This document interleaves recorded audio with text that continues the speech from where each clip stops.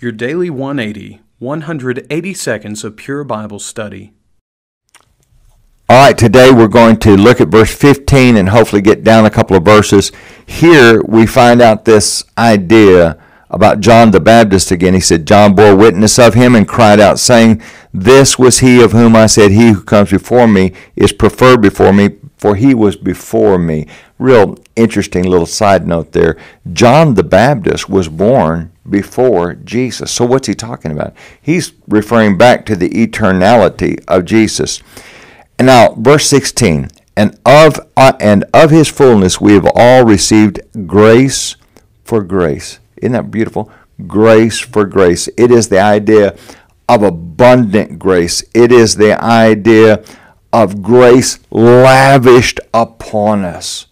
God has been so good to us, and it's recognized through Jesus Christ. In just a moment, we're going to see this idea, or actually it'll be in next week's lesson, the idea that grace is fully recognized in Jesus Christ. Now, let's consider a few corollary verses to this idea. Verse 16 again, John chapter 1, and of his fullness we have all received, and grace for grace, grace lavished upon us. Colossians chapter 1, verse 19, for it pleased the Father that in him all the fullness should dwell. Now, this is a hard thing for us to comprehend, him being 100% God and 100% man at the same time.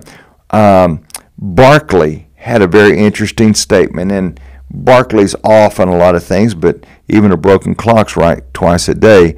Barclay said, You need nothing but Christ to overcome any power in the universe, for in him is nothing less than the fullness of God.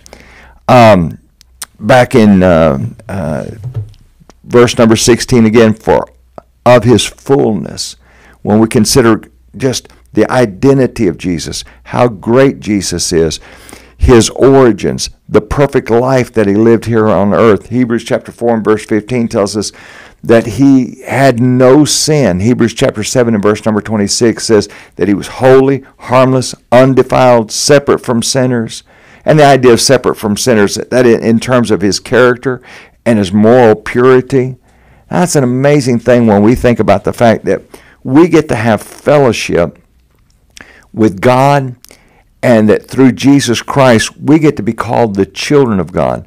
But the reality is we have to choose to do that. We have to choose to submit and surrender to him. Join us again next week for your Daily 180.